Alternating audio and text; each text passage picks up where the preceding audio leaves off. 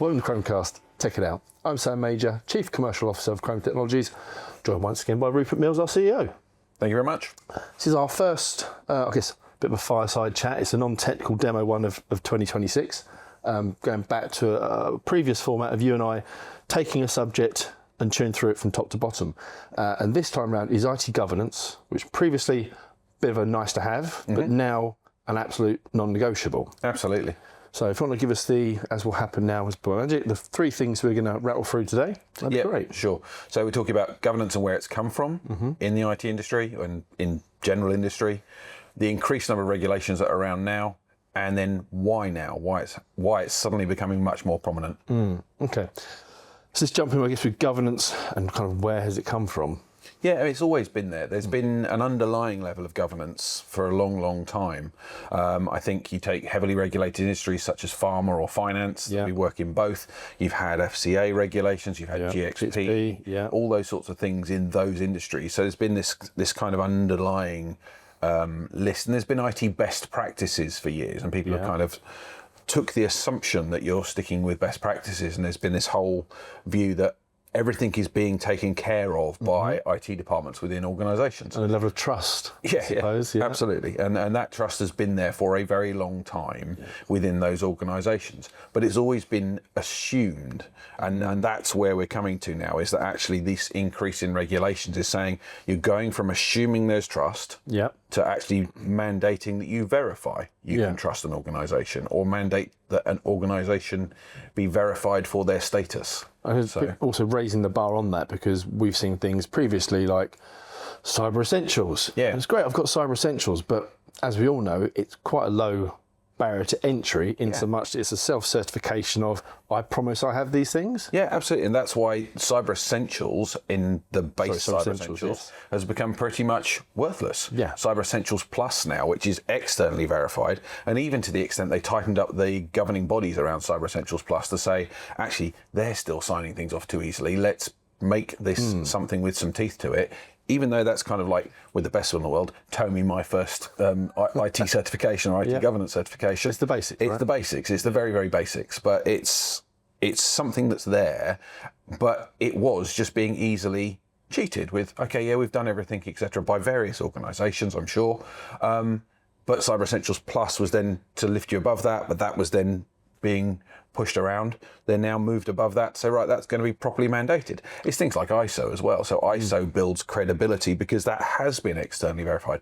But you look at that and you dig a bit deeper and you work out that there are certain organisations who do ISO certification who are trustworthy, and then there are other organisations that do ISO certification who are not. So you need to make sure that an ISO certificate comes from a recognised body who audit properly to make sure that ISO is actually worth the paper it's written on, for exactly the right use of the phrase. Part of the bit you're talking about, the verify part there. Yeah. Looking at, talking about supply chain and that sort of stuff. So the guys at the top are now saying this cost of doing business is essentially filtering down. Ultimately, people like us, MSPs and so on, having to now show that we've been verified. Yeah, or small businesses wanting to work with big businesses. So you have big businesses have been under IT governance for years. You've got 10,000, 50,000 staff, whatever it may be. There'll be a whole bunch of regulations. I think GDPR pushed into this space and made it kind of a general, as is the name, a general regulation for all businesses, and that's spreading in all different areas. So you've got the things like the increased number of them. So you've got things like DORA, NIS2, all these other things that are coming into, so Digital Operations Resilience Act, and then basically they're spreading out in different areas. So critical infrastructure with NIS2. Yeah. If you are supporting something that the country needs to actually run, you're going to be regulated and you're going to be checked to make sure that you can continue to support that. If you are a finance industry and people need to be able to use you to live their day-to-day lives, then we're going to regulate you and we're going to check that. But those regulations are now pushing down to the next level, and that comes onto the why now point. Yeah. And it's essentially, you've got global instability, you've got AI, and more importantly, the one that's becoming kind of the rubber stamp on it is large organisations are now insuring for cyber. and cyber insurance is mandating that you must meet all these criteria and you must verify your supply chain. If you look at the eco credentials that people have been looking at for a long time and green credentials, they've been starting to look at scope 1, which is yourself, scope 2, which is your supplier, scope 3, which is your suppliers, etc., as it comes down. And the different areas of how you regulate that. And they started at the top and they fed down, etc. And this is doing the same in IT governance. Basically, you've got the organizations where they're saying, right, historically, we've got to be regulated here, and we've asked you if you meet these regulations, and we've assumed that you do and we trust you when you say so. Yes. It's a level of extra work for them to verify that at this level, and there's tooling out there, there's various different systems out there you can use to do that, but it's a level of extra work for them to do that. So some of them have taken that assumption. What's happening now is their insurance companies are saying, we won't insure you as a large organisation for your business unless you check your suppliers. So it's become much, much more of an issue for those people to now follow down and say, okay, let's start doing the proper verification of the people down at the next level. And that's interesting because obviously it's part of the work that you do with our client base as well, is helping our clients verify. Actually putting the tooling at not just tooling as well, but those policies, procedures, documentation around it to show that they are meeting, and we are as a supplier of those guys, that we're verified, that we're meeting those credentials and so on. Actually, that evidence of it. Yeah. So, I mean, you've done podcasts around tools like Varonis or Purview, which those big organisations have used to make sure they have governance in place. Those governance tooling and governance rules and regulations are now coming down to the mid-tiers and the smaller businesses who want to do business. So if you're a business of 100 people and you're out there fixing air conditioning units, for example, very famous case in the US a number of years ago, air conditioning supplier got compromised, they compromised Target in the US.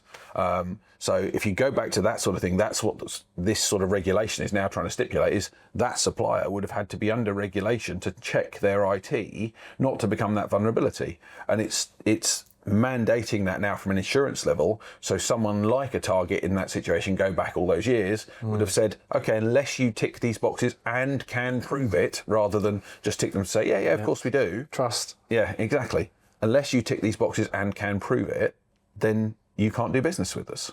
It's preferred suppliers lists, basically. So IT maturity equals commercial credibility. And that's becoming more and more important. A very, very good way of putting it. But it's not cheap and it's not easy. No, it's not. There's a real cost of doing business. Yeah, absolutely. So when you're thinking about bidding for that work or whatever, you have to factor in if we're not already certified. That's why a lot of people go ahead and do things like ISO. So we're ISO 9001, 27001. People go ahead and they pre-certify on those because it gives that level of verification, that level of proof before you start.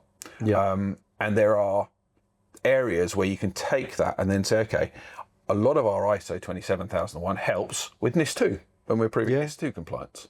So those things that organisations do, it's kind of the same data. It's different jurisdictions of regulation because certain regulations are specific to different areas of industry, but the same data and the same underlying intent is there across those regulations. Yeah, I guess it's the same thing though, isn't it? It's showing that you're a good custodian of information, that 100%. It's well protected. It's all these kind of pillars of responsibility that you hope and we trust that everyone has. But as you say, it is now having to have the correct tooling to prove that you can be trusted, the verification, but then following exactly that. So we're ISO 27001 and 9001 and so on. That is that proof. It isn't cheap, but for us, it's an absolute cost of doing business. And that's just going to become more and more prevalent across all industries and all businesses, driven by things like AI and these different threat vectors and parameters that everyone's now having to deal with. Yeah, AI is such a rapidly evolving space, but it also meant that things move much faster. You take people who are using AI and say, I can get my job done this much faster using AI tools. Well, if you can, so can someone trying to compromise your environment. You get AI to go and look for threats. You can have 20 different threat researchers looking at how to hack your business, none of which are real, They're just AI looking at the different possible areas to get into your business that then go back and feed that back to the one expert who says, oh, that's an interesting one. I hadn't thought of that angle. I'll try that. Yeah. It's just the speed of execution. But yeah, the overall point being that businesses these days, you said it's a cost of doing business for us. It has been for years. Yeah. There's a lot of people going, oh yeah, but that's fine, but that only affects IT companies or whatever. No, it's not anymore. It's becoming a standard mandated regulatory requirement to say, do you do this? Have you got these rubber stamps on your IT? It's becoming, IT is viewed as a more and more critical part of business. Proving you can recover, that's a big part of DORA. It's actually not just, are you safe? But if something happens, can you prove you can recover? Yeah. So all of that is becoming mandated now. Yeah, that's an interesting one, isn't it? Is can you prove that you can recover? It's almost making the assumption at some point you're going to have an event. Yeah. Because more and more we're seeing that it is kind of when rather than if, and it's exactly that. You know, if you are a bank, it's quite important that you do recover very quickly because there's a huge dependency on you. Yeah. You know. How quickly can you respond? How quickly can you recover? And how likely is something to happen in the first place? But as I said at the beginning, it's kind of becoming now non-negotiable, or you said at the beginning, it's becoming non-negotiable. This is basically where people are saying, unless you have these things in place, we can't do business. Yeah. So we're getting more and more people asking us at that lower tier level, how do I do this to make sure I can do business with them who I've done business with for the past 20 years, no problem whatsoever, and they're now saying I need to tick this box. Yeah. Should we probably dig into that just a little bit, is how we can help people? There's a number of ways we can help people with this. So for larger organisations, we've done workshops, we've done team sessions with their individual teams to try and train people on what their internal requirements are and to get them to understand why they need to be regulated. Because a lot of the time you get a pushback from the business saying, actually, this is an IT problem, as I said earlier, and someone in finance or someone in HR will say, no, it's not down to me to fix, that's down to IT to fix. And the IT department will be standing there going, but I can't do it unless you help. So that happens a lot. We do DRAs, data risk assessments, that sort of stuff. You've talked about that in previous podcasts. We've done and do regularly readiness assessments for people. So what we can do, we use our internal compliance team to come and say, right, okay, you're doing ISO 27001 or you're doing Cyber Essentials Plus. Let us come and essentially give you a mock. So it's like taking an exam. We'll come and do a mock exam with you. We'll go through everything and we'll look for any gaps. We'll help you make sure that you are covered properly. So we can do that sort of thing. Yeah. And then I guess on top of all of that, we're doing a workshop in a week's time, roughly. You should be able to see the link on our website if you want it. But down there, essentially, you can sign up and we'll go through that in a lot more detail of how we do that readiness and preparation with our clients to help them make sure they can do business with their clients. Absolutely. Cool. Thank you, Rupert. You're welcome.